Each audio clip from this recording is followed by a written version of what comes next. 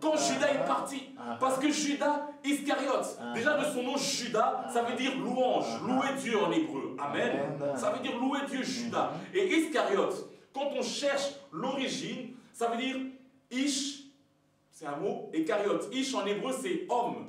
Quand on lit dans Genèse chapitre 1, quand on dit Dieu créa l'homme, en hébreu c'est écrit Ish, et la femme c'est Isha. Donc Ish c'est l'homme. Et Cariote, c'est une ville en Israël. C'est une ville. Donc Judas Iscariote, au premier degré, on peut dire c'est un homme qui habite Cariote, un homme de Cariote. Mais Cariote, lorsqu'on fait des recherches archéologiques et étymologiques pour savoir l'origine de ce mot, dans l'araméen ancien, on verra que ce mot signifie menteur. Menteur. Donc, Judas c'est loué, homme menteur. Donc, il était impossible que le Seigneur Jésus chante avec ses disciples tant que Judas est parmi eux, parce que c'est un menteur. Or, nous le savons fort bien, le père du mensonge, c'est le diable. Et Dieu, il faut l'adorer en esprit et en vérité. En esprit. Or, Judas Ish, c'est un homme, c'est une louange terre à terre, mensongère. C'est ce qui se passe beaucoup dans les églises d'aujourd'hui. Beaucoup de gens louent Dieu, mais c'est la chair. Ils louent Dieu dans la chair. Ils chantent pour Dieu, mais c'est dans la chair. Ils chantent pour les hommes, pour plaire aux hommes, avec leurs sentiments humains et pas en esprit. Amen. Voilà pourquoi le Seigneur Jésus ne peut pas chanter avec ses disciples tant qu'il y a Judas, l'homme menteur. Il y a encore le mensonge en lui. Amen. Cet homme, on verra qu'il a été rempli du diable. Satan entra en lui. Voilà pourquoi on précise son nom, Judas Iscariote. L'homme menteur. Amen. Or, Dieu, on l'adore en esprit. Voilà pourquoi Jésus pourra adresser des bons cantiques à son Dieu avant d'entrer dans son héritage. Il doit d'abord se débarrasser de Judas. Il faut qu'il parte. Il ne peut pas chanter avec lui. Judas n'était pas présent lorsqu'ils ont chanté. Tous les 11 étaient là, sauf lui. Amen. Amen. C'est ce qu'on doit faire dans nos vies aussi. Nous devons chasser la chair lorsqu'on veut adorer Dieu. On n'adore pas Dieu dans la chair, mais en esprit. On n'adore pas Dieu dans le mensonge, mais en vérité. Alléluia. On adore Dieu en vérité. Parce que nous le voyons bien, c'est écrit dans la Bible, dans Romains, que la chair ne peut même pas se soumettre à Dieu. Que Dieu a condamné le péché dans la chair. Or, Dieu est saint. Comment veux-tu l'adorer avec le péché? Comment veux-tu adorer Dieu avec ce que Dieu a condamné? Amen. Voilà pourquoi il va donner cette formidable réponse à cette femme samaritaine. Dieu est esprit. Il faut que ceux qui l'adorent en esprit. Pourquoi il dit ça? Il dit ça à qui? À une femme qui est samaritaine. Or, nous le voyons depuis plusieurs semaines par les enseignements du pasteur Thierry, quand l'origine de la Samarie, c'était un peuple à qui on a ajouté plusieurs dieux, qui priaient et le vrai Dieu, l'éternel Yahweh, et aussi les idoles. C'est un peuple qui mélange tout, ils adorent tout le monde. Voilà pourquoi cette conversation va débuter entre cette femme samaritaine et le Seigneur Jésus. Elle commence, oh mais vous dites qu'il faut adorer à Jérusalem, nous c'est ici qu'on adore. Et là Jésus va dire, non, non, non, l'heure vient, et elle est déjà venue, où les vrais adorateurs adoreront le Père en esprit et en vérité. Amen. Amen. Alors, il faut se débarrasser de Judas Iscariote. Amen. On voit que Judas, il agit vraiment comme Satan. Satan aussi est au ciel, en train de célébrer Dieu. Mais l'iniquité est entrée dans son cœur. On dit, il est le père du mensonge. Judas, on le prénomme Iscariote, l'homme menteur. Amen. Premier point commun, le mensonge. Souvent, nous mentons en adorant Dieu.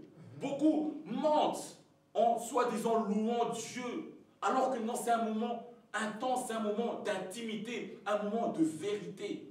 Tu ne peux pas venir louer Dieu et verser des larmes parce que tu as vu la foule qui est à genoux. Tu ne peux pas venir louer Dieu et commencer à sauter parce que tu vois les gens acclamer. Non, Amen. Tu dois te laisser ton cœur, ton esprit et ton âme célébrer Dieu. Amen. Amen. Ça doit venir du plus profond de toi et tu verras Dieu accomplir de grandes choses. Amen. Amen. Oh, alléluia. Et regardez ce qui est formidable. Alléluia, amen. Avant que ce Judas-là parte, il va faire deux choses qui vont le distinguer. Il y a deux signes qui, lorsque Pierre va demander à Jean, demande un peu au Seigneur Jésus, qui est celui qui va te trahir? Le Seigneur va donner deux signes. Premier signe, il va dire, celui qui mettra la main en même temps que moi dans le panier, c'est lui qui va me trahir. Amen. Amen. C'est Judas. Il met la main en même temps que le Seigneur Jésus. Qu'est-ce que ça veut dire? Ça veut dire qu'il est en train de se comparer à Jésus. Il met son égalité avec Jésus. Or, la Bible dit que Jésus n'a pas regardé son égalité avec Dieu comme une proie arrachée. Il fait la même chose que Satan au ciel. Il voulait prendre la place de Dieu. Il voulait s'asseoir au-dessus des étoiles de Dieu. Dieu qui est déjà au-dessus, lui aussi il voulait être au-dessus. Dieu qui est adoré, lui aussi il voulait être adoré. C'est pour cela qu'il a été précipité. Et là, ici, Judas, il n'a même pas de respect. Il met la main en même temps que le maître. Alors que la Bible dit dans le proverbe, si tu es à table avec des anciens, mets un couteau à ta gorge, ne te précipite pas sur la nourriture. Et là, son ancien est là, son maître est là, il met la main en même temps que lui. Ça veut dire déjà, il se compare au Seigneur Jésus. La preuve, qu'est-ce qui va même pousser Judas, alléluia, qu'est-ce qui va pousser Judas à vouloir trahir le Seigneur Jésus? C'est parce qu'un jour, ils sont chez un certain Simon, le pharisien. Et il y a une femme, cette femme c'est Marie, va venir verser un parfum de grand prix sur la tête du Seigneur Jésus. Et là d'un coup Judas va se plaindre. Oh mais non, mais ce parfum on aurait pu le vendre, donner ça aux pauvres. Vous voyez, il veut prendre des décisions à la place du Seigneur Jésus. Il conteste ce que son maître a fait. Quel orgueil, quelle arrogance, quel manque de respect. Vous voyez, pourquoi il faut se débarrasser du Judas? Et le deuxième signe c'est quoi? Le Seigneur dit, celui qui prendra le morceau trempé. Je sais que nous tous, je pense qu'on était petits, on a aimé faire ça, prendre le pain, le tremper dans son thé ou dans son chocolat chaud. Tous, on a trempé ça. Vous voyez, c'est le seul des disciples, c'est le seul qui va prendre un morceau de pain trempé. Or, le Seigneur Jésus a bien fait une distinction. Il a d'abord pris le pain, il a dit ceci est ma chair. Ensuite, il a pris la coupe, il a dit ceci est mon sang. Et Paul nous dit qu'on doit savoir discerner le corps de Christ lorsqu'on partage la Sainte Seine, donc quand on prend ce morceau de pain. Mais lui, il a un morceau trempé. Donc ça veut dire que le pain et le vin sont mélangés. Ça veut dire que la chair et le sang de Jésus sont confus. Il fait une confusion, il ne sait même pas distinguer le corps de Christ. Pourquoi c'est le seul qui fait cette erreur? Cette faute grave. Ça veut dire qu'il ne discerne même pas le corps de Christ. Sinon, il ne prendrait pas un morceau trempé. Alléluia. Pourquoi? Parce qu'en Israël, il est interdit pour les Juifs de manger une bête qui a été étouffée. Amen. Pourquoi? Parce que ça veut dire qu'elle a encore le sang en elle. Mais lui, il prend la chair et la verse dans le sang. Donc, ça veut dire qu'il mange cette chair-là avec le sang. C'est une malédiction. Il a péché. Il a péché. Amen. Il a péché. Alléluia. Amen. Oh là là, j'arrive plus. Alléluia. Amen. Oh là là. Il a péché. Et là. Il prend un morceau trempé, c'est le seul. C'est le seul, parce que sinon le Seigneur Jésus n'aurait pas dit, regardez, parmi ceux qui ont un morceau trempé. Non, il a dit, celui qui prendra un morceau trempé, c'est lui là qui va me trahir. Et c'est Judas qui l'a fait. Il ne distingue pas le corps du Christ. Il confond la chair, le sang. Il mange une bête. Or, Jésus est l'agneau, il mange une bête étouffée. Or, nous devons manger l'agneau immolé, c'est-à-dire qui a été vidé de son sang. Voilà pourquoi le Seigneur Jésus, lorsqu'il a été crucifié, la Bible dit qu'on l'a percé sur le côté, l'eau et le sang ont coulé. C'est trop. Amen. Amen. Gloire à l'agneau. Amen. Amen. Oh là là. Voilà pourquoi on doit se débarrasser de Judas. Voilà pourquoi on ne peut pas louer Dieu tant qu'on a un Judas. Amen. Et c'est ce que beaucoup font. Beaucoup viennent chanter, louer Dieu, mais ils ne connaissent même pas Dieu. Ils ne savent même pas distinguer le corps de Christ, le sang de Christ. Ils ne connaissent même pas la parole de Dieu. Ils viennent juste pour faire du spectacle, pour faire du show. Ils viennent chercher leur propre gloire. Or, cette gloire, on doit l'attribuer à Dieu seul. Amen. Amen. Alors, je nous exhorte à chasser le Judas Iscariote de nos vies. C'est-à-dire à ne pas adorer Dieu dans la chair, de ne pas adorer Dieu dans le mensonge, mais à l'adorer en esprit et en vérité. Alléluia. C'est ce qui a permis au peuple de la Samarie d'être sauvés. Ils avaient un problème avec l'adoration et la louange. Ils attribuaient ça à tout le monde et n'importe qui. C'est seulement quand le Seigneur Jésus va dire à cette femme, il faut que les vrais adorateurs adorent le Père en esprit, en vérité, ça va troubler sa vie. Elle va aller partager cette bonne nouvelle avec son peuple. Et la Samarie pourra venir écouter l'enseignement du Seigneur Jésus. Amen. Il était question de l'adoration. Il y avait une confusion, un embrouillement concernant l'adoration. Et c'est ce qui se passe beaucoup dans l'Église. Il Il y a encore beaucoup de Samaritains, des gens qui adorent Dieu à l'église, soi-disant, mais qui adorent aussi Lionel Messi quand ils sont dehors, qui adorent Beyoncé quand ils sont dehors. Mais finalement, qui est ton Dieu? Yes. Il n'y a qu'un seul Dieu qui mérite l'adoration, et c'est le Seigneur Jésus, le Père de gloire. Et crois-moi que quand tu lui donnes la louange qui lui est due, quand tu lui donnes l'adoration qui lui est due, il fera des miracles dans ta vie. Amen. Amen. Que Dieu soit béni dans le nom de Jésus. Amen. Alléluia. Beaucoup de commentaires. On va pas faire beaucoup de commentaires. Juste que un peu repasser ce message dans mon cœur parce que oui, parce que c'est un message très très très profond. Il faut faire la différence entre le chant et l'adoration. Amen. Parce que tout simplement le chant, c'est ton sentiment. C'est ce que tu donnes à Dieu qui vient de toi, de ton cœur, une reconnaissance. Amen. Amen. Mais ça, tu peux aussi le faire pour un homme comme David avec Saül et Jonathan. Tu peux le faire, ce n'est pas un péché. Mais le problème, c'est que quand tu adores Dieu, il ne faut pas le faire dans la chair. Surtout quand tu chantes pour Dieu. On ne chante pas pour Dieu dans la chair. Pourquoi? Tout simplement parce que la chair ne se soumet pas à Dieu. Elle est incapable.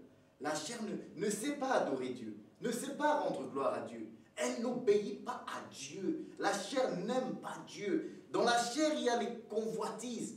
Il y a tout ce qui est mauvais. Le péché, c'est dans la chair. Les mauvaises choses, c'est dans la chair qu'il y a ça. Et quand tu as un cœur pur, c'est ça que Dieu demande. Il dit, voilà, les adorateurs que Dieu demande, c'est qui adorent Dieu en esprit et en vérité. Amen. Amen.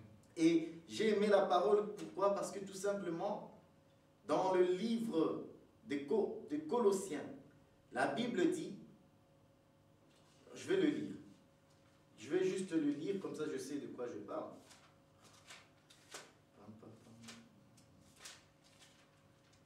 Amen. Amen.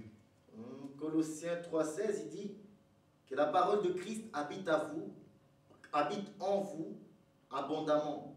Instruisez-vous, exhortez-vous les uns les autres en toute sagesse, par des psaumes, par des hymnes, par des cantiques spirituels chantant à Dieu de tout votre cœur. Amen. Amen. Sous l'inspiration de la grâce. De tout votre cœur. Dieu, on ne le chante pas à moitié. Dieu, on ne le mélange pas. Comme ont fait les Samaritains, ils mélangeaient Dieu avec des idoles. Dieu, on ne le mélange pas. Dieu, on le sert de tout cœur.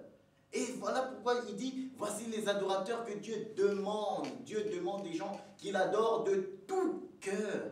Amen. Amen. Il dit, Dieu promène ses regards dans toute la terre pour voir celui qui a le cœur tout entier. Tout entier. Dieu, on l'adore tout entier. Voilà pourquoi, quand on offre sa vie à Dieu, on ne l'offre pas à moitié. On donne tout. Et aujourd'hui, les gens, par ce message, on voit que les gens chantent pour Dieu, mais ils n'ont pas tout donné à Dieu. Parce qu'ils le font pour leur propre gloire. Ils le font pour être des stars, pour être vus, pour être regardés. C'est pour eux-mêmes qu'ils le font, pour s'enrichir, mais pas pour Dieu. Et cette parole est puissante parce que je ne pourrais pas commenter Judas Iscariote et le sang.